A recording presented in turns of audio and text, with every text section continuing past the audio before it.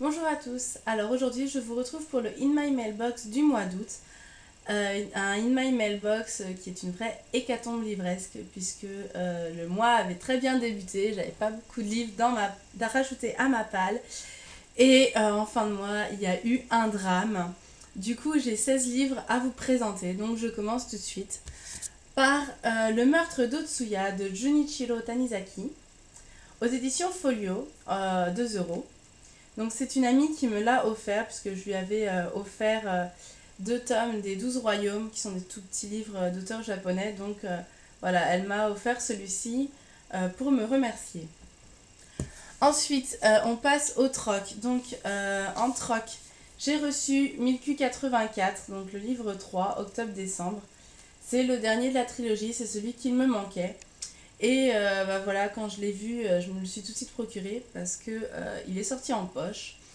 Et ça m'embêtait de l'acheter en poche vu que j'ai déjà les 2 premiers en grand format. Et d'un autre côté, ça m'embêtait de mettre 23,50 € dans un livre qui existe en poche. Donc voilà, j'étais très contente de le trouver en troc. Il est en bon état. Bon, forcément, la couverture est blanche à la base, donc elle est. On va dire ça salit vite le blanc. Donc, mais sinon, je suis contente d'avoir le 3e tome. Ensuite, j'ai reçu le tome 2 de Caleb, Abigail, saison, donc aux éditions Robert Laffont dans leur collection R, puisque j'avais énormément aimé le tome 1, et que bon, bah, même si j'ai entendu des avis un peu plus déçus sur ce tome 2, j'ai quand même envie de le lire pour continuer. Ensuite, on a Les Étoiles de Noces, elle, le tome 1, Vertige, de Sophie Jomain, aux éditions Elsevier. Voilà, pareil en troc. Alors je suis un peu déçue puisqu'il y a des énormes rainures sur la tranche, chose que je déteste, à chaque fois que je prête un livre à ma famille, à quelqu'un de ma famille, je lui demande de ne surtout pas faire de rainures sur les tranches. Donc voilà, j'étais déçue en voyant ça, mais sinon, bon, bah, il est en bon état et puis ça reste du troc, donc ça arrive. Ensuite, toujours en troc, Promise, le tome 1 donc, de la trilogie Match d'Ali Kondi aux éditions Gallimard Jeunesse. Voilà, une trilogie que je voulais lire depuis longtemps, donc je suis contente d'avoir trouvé le tome 1. Et enfin, alors ça ce n'est pas un troc, c'est un achat, je sais même pas si c'était de l'occasion, il était à moins 70% puisqu'il est abîmé légèrement ici, je sais même pas si vous le verrez. C'est Terrienne de Jean-Claude Mourleva aux éditions Gallimard Jeunesse toujours. Ensuite, j'ai retrouvé chez mon grand-père Le Lys et la pourpre de Robert Merle, qui est donc le tome 10 de Fortune de France. Ça fait un petit bout de temps que je voulais commencer cette saga, parce que j'adore Robert Merle, parce que j'ai lu 3 livres de lui et que j'aime beaucoup ce qu'il écrit, et que j'aime beaucoup les romans historiques. Donc voilà, donc c'est le tome 10, mais bon, comme il était disponible chez mon grand-père, je l'ai réquisitionné. Comme ça, bah voilà, je l'ai, il me reste plus que 9 tomes à trouver. Ensuite, un achat voilà, qui était prévu, c'était donc L'épreuve, le tome 2, La Terre brûlée, que j'ai déjà lu, dont je vous ai déjà parlé dans mon point lecture de fin août. Ensuite, alors ce qui s'est passé, je vous explique ce qui s'est passé, c'est que en rentrant de vacances, je me suis rendu compte qu'il ne restait plus que 2 semaines avant la fin de mon contrat en fait actuel. Et dans mon entreprise, on a le droit à un pourcentage de livres remboursés par an. Donc, je suis allée voir le CE de mon entreprise pour savoir à combien j'avais le droit. Et donc, ils m'ont dit que j'avais 100 € de disponible.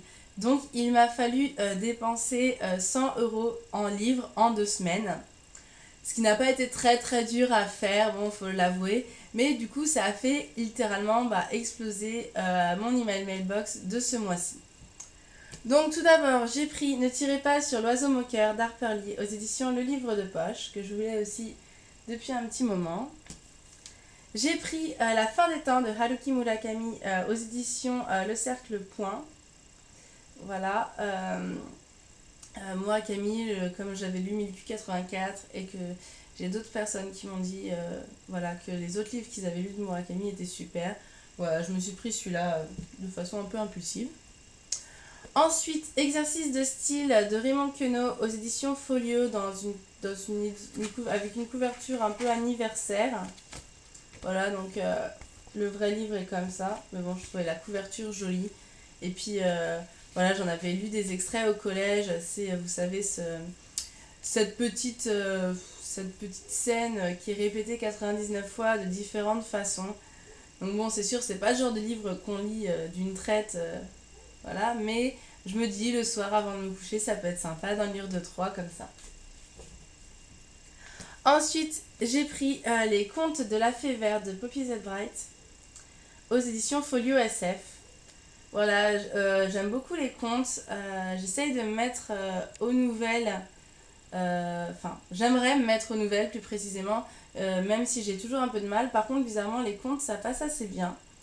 Donc voilà, je sais que ça c'est un peu gore, un peu glauque, enfin un peu bizarre, perverti, je ne sais pas trop. Je m'attends un petit peu à tout avec ces contes-là, mais je pense que ça va être pas mal intéressant. Ensuite, totalement différent, j'ai pris X-All, le tome 1 de Rachel Hawkins en édition Albin Michel Louise. Voilà, pareil, je voulais lire la série depuis un petit bout de temps. Ensuite, de façon complètement impulsive, j'ai pris Harmonie de Project Ito, voilà, aux éditions Panini Books. C'est un achat un peu impulsif, je trouvais la couverture très jolie. Ça faisait 2-3 fois que je le regarde, enfin que je le voyais sans trop regarder plus précisément ce que c'était. Et donc voilà, j'aime bien tout ce qui est littérature japonaise. Ça fait longtemps que je m'y suis pas remise. Donc je vais tester un peu la SF japonaise.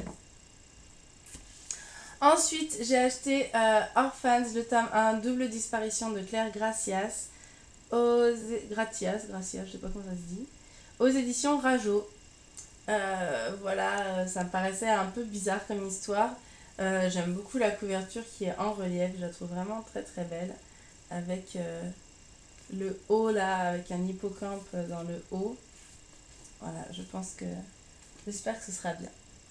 Et enfin, je me suis offert un livre que j'hésitais à m'offrir depuis très longtemps parce que c'est un livre qui coûte assez cher.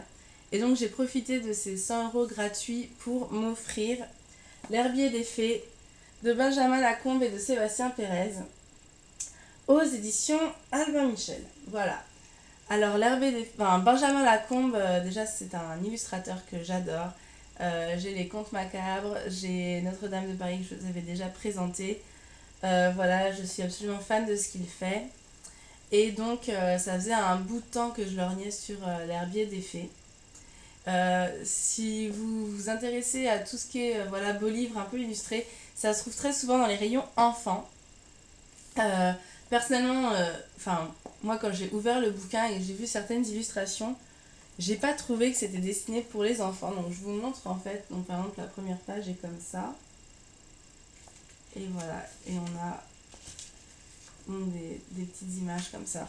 C'est écrit comme un journal de voyage un botaniste russe qui part dans la forêt de Brocéliande pour essayer de trouver des choses un peu bizarres d'après ce que j'ai compris. Et qui découvre des créatures pour le moins étranges. Donc c'est absolument magnifique, hein. Franchement, je pense que je lirai d'ici peu. Et la raison pour laquelle donc, je vous disais que je trouvais pas que ça ait sa place dans un rayon enfant, c'est que c'est un botaniste, donc il y a des images par exemple de dissection, voilà, c'est scientifique, c'est des dessins, donc moi personnellement je trouve pas ça spécialement plus choquant qu'autre chose. Mais bon, je me dis, voilà, quelqu'un qui veut offrir ça à son neveu de 5 ans, c'est pas spécialement adapté. Mais c'est un superbe livre. Je vous le représenterai quand je l'aurai lu. Voilà, donc c'est tout pour ce email mailbox. Assez chargé, je dois l'avouer. Comme d'habitude, n'hésitez pas à laisser un commentaire si vous avez lu un des livres que j'ai acheté ou si quelque chose vous intéresse. Et puis quant à moi, je vous dis à bientôt. Ciao!